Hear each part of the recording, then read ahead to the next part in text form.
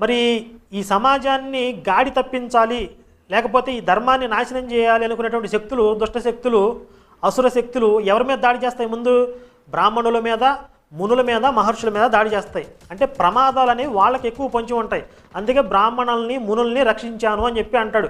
దుష్టులైన రాక్షసులను సంహరించి మునులను రక్షించాడు అని చెప్పి ఆయన విజయప్రసాద్ రెడ్డి గారు చూపించినటువంటి ఒక స్క్రీన్ షాట్లో కూడా మీరు చూడవచ్చు.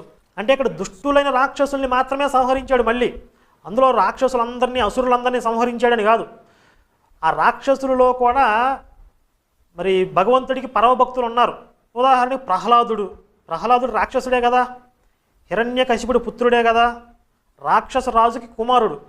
కానీ పరమభక్తులలో ఉన్నటువంటి ఒక అగ్రగణ్యుడిగా పిలువబడుతున్నాడు ప్రహ్లాదుడు. అట్లాగే ఈయనకి తెలియని విషయం ఏంటంటే బ్రాహ్మణులను రక్షించాడు అని చెప్తున్నాడు. బ్రాహ్మణులని శిక్షించిన సందర్భం కూడా ఉంది, ఈయనకి తెలియదు ఆ విషయం.